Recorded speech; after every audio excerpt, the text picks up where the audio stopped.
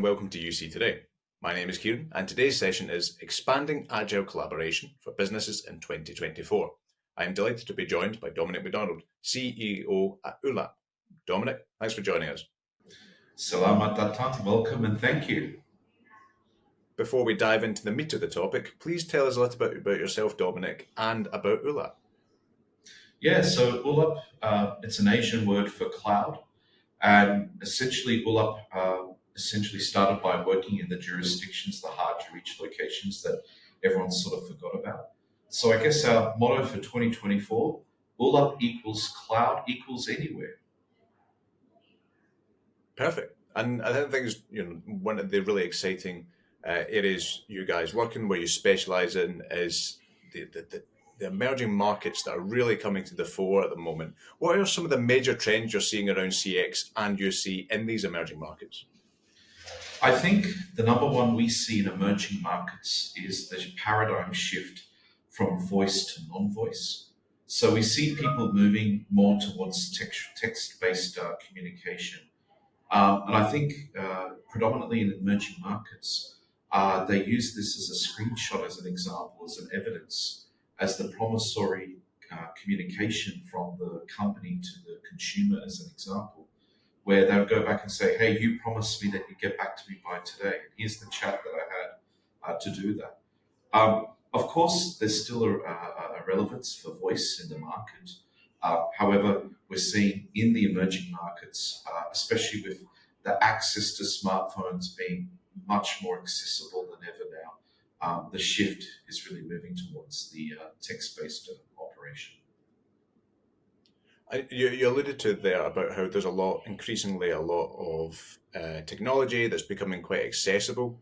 And I'm wondering, a lot of really quite advanced CX and analytics technology as well.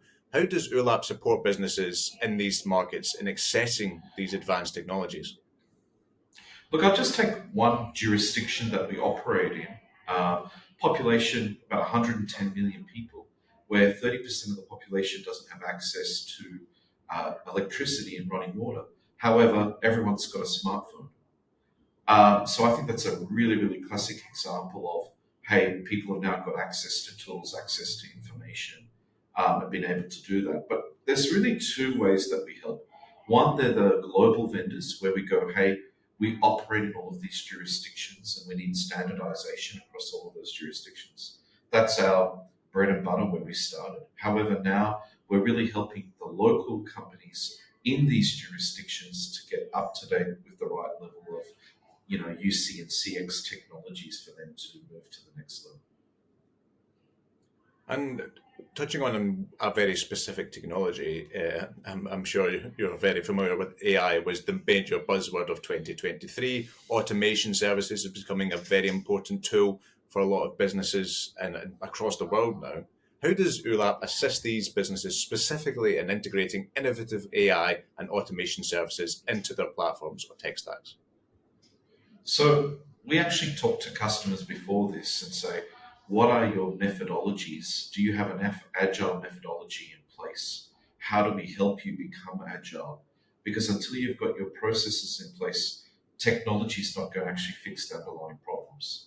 So we really sit down and communicate with our customers and prospects and say, how do we work at the front end first to determine what you really need? And what we actually talk to customers about is, how do we get the low-hanging fruit by using AI with automation?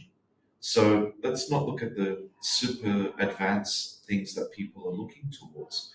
What are the low-hanging fruit where automation and robotic process automation can really help drive that, which are now become part and parcel with the whole AI story?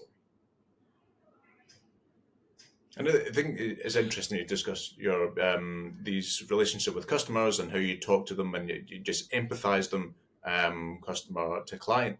And I think, do you have any favorite recent examples of businesses from these markets in integrating AI and automation into the platforms?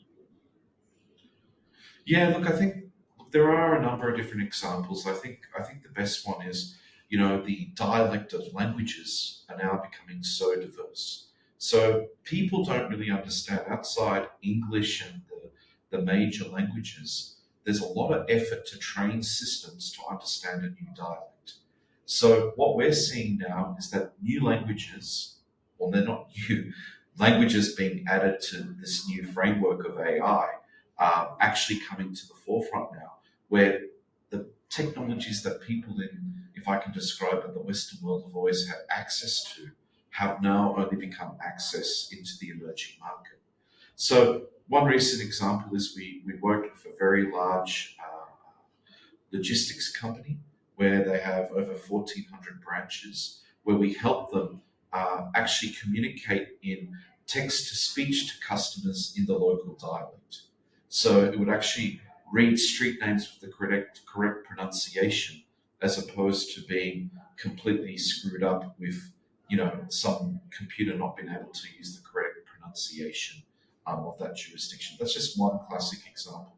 There's many others, but I think where I sort of alluded at the beginning of the conversation, the real shift from voice to text based technologies such as integrating SMS, WhatsApp, Viber, Meta, and other forms of communication. This is where we're seeing really the driving force now of where the emerging markets are heading to. And just if I could ask for a bit more detail in that area, it's almost like we're zooming out to an industry-wide, almost a cultural question of this cultural shift. Can you please tell us a bit more about the growing potential of adoption in these regions? Yeah, look, that's a really, really great point. So, of course, you've got the low-hanging fruit. So you've got the post-pandemic where, the emerging markets are, now evolving with that technology such as Zoom, with companion AI and things like that really coming to the forefront, and contact center. But I think really where there's an appetite for enterprises is how do we automate so we can actually respond to customers faster?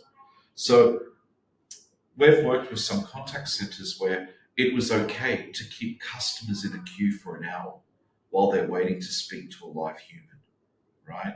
Or they only have a certain number of E1 channels where we don't care if they max out, the customer just can keep trying to call until they can get through, as an example. So that shift is, how do we serve customers faster? How do we help our customers serve their customers faster and actually get a favorable response? And I think part of that is to do is, in the emerging markets, the transition to online shopping, as an example, has meant mum and dad retailers have been able to come in with technology and eat the breakfast of a large, enterprise.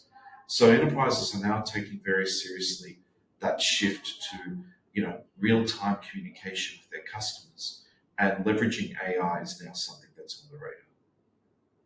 Perfect. And one final question before I let you go, Dominic. What else does 2024 have in store for ULAP?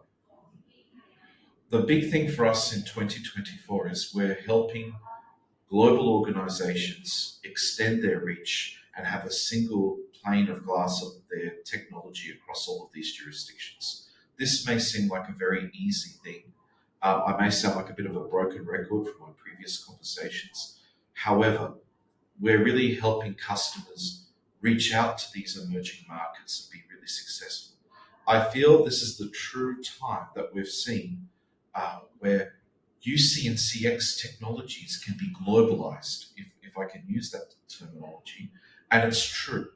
The tools are now of the maturity that the needs of an emerging market and a mature, very sophisticated existing market can now sit side by side using the same technology.